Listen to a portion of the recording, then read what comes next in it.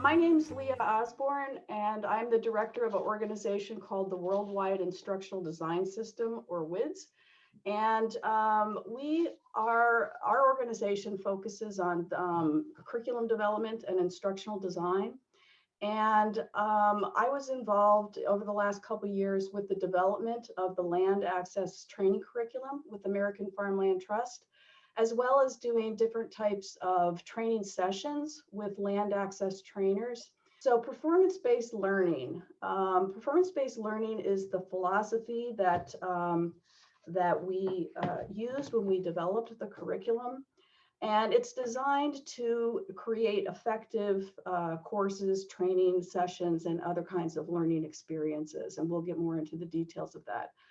But to start this off, there are a couple of kinds of training misconceptions that you may have run into with people that with trainings that you've taken, or even yourself, maybe early on when you were beginning to train.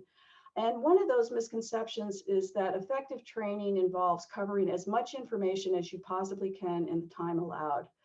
Fit as many slides into that presentation as you can, talk as much as you can, and dump as much information on people as you can. Given what some of the things that you posted in the brainstorming activity, I'm guessing a lot of you realize that is not true. That's a misconception.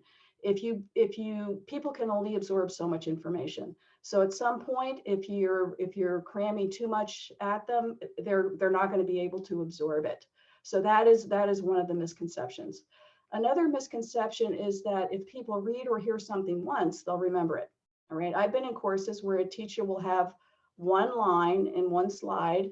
That's the only time you see it, and it's on the exam. Okay. Well, people need to hear things more than once. They need to think about it from different perspectives.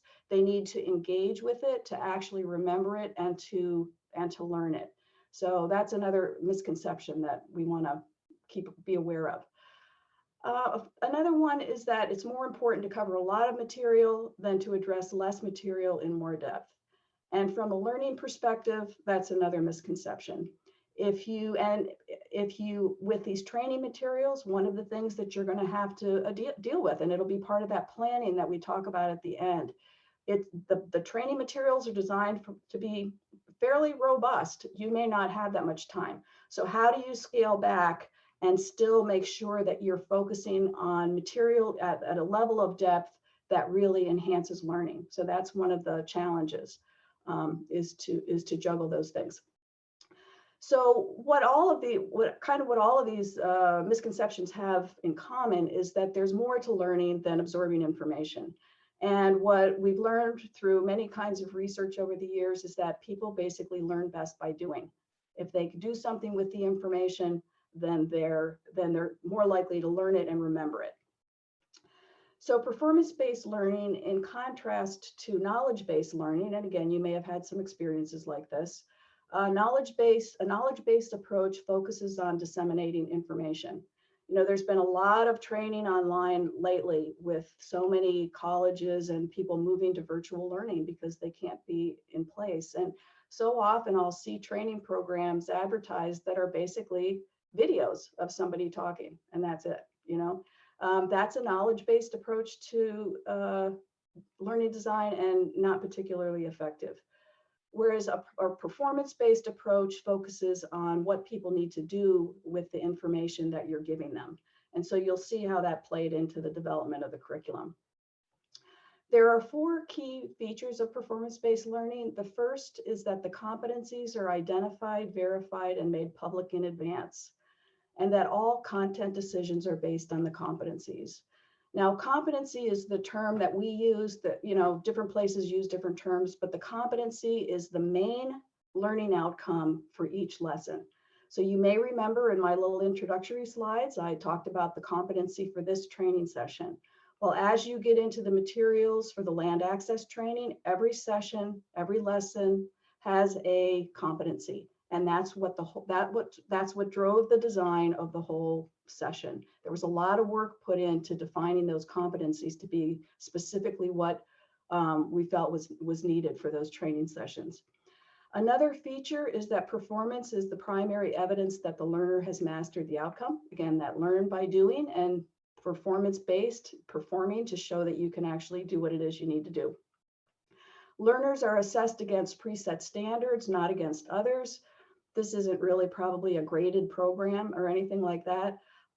But the idea is that there's standards of performance, there's examples of quality products, and that's what the learners are shooting for. They're learning to they're shooting to be able to do these things well, because they're going to have to do in real life for land access. So that's another part of the performance-based learning. The learning activities and teaching strategies relate to the competencies. So again, the competencies drive the design, and you'll see that in the materials. Another way to think about performance-based learning is the who, what, when, and how of performance-based learning. In the who is always the learner. And I think you'll see this in the curriculum. Everything is defined in terms of what the learner needs to do.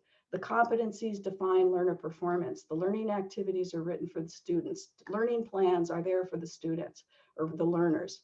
So they are the who. The teachers are there to support that process.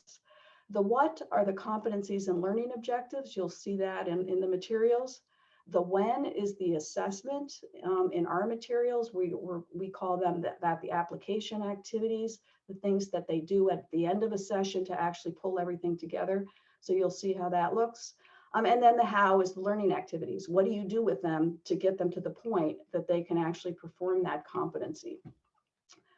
So in performance-based learning in the design process, this is the process that we went through with the curriculum. First step was to define the learning outcomes, the competencies and learning objectives. And these define what the learners need to be able to do as a result of the learning experience. The second step was to develop the learning and teaching plans. We carefully created sets of recommended activities that will help guide the student through the learning process. And they answer the question of how will we facilitate the learning part of it.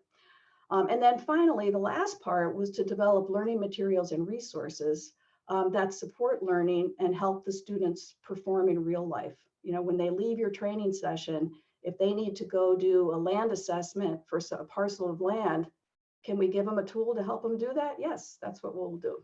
So you'll see those kinds of things in the curriculum as well. As far as defining the learning outcomes, this is an example of what you'll see. One of the principles is that it's communicated up front. The learners know what it is. When they look at that student learning plan, this is what they're going to be able to accomplish at the end if they do their work, you know, and if they strive towards that.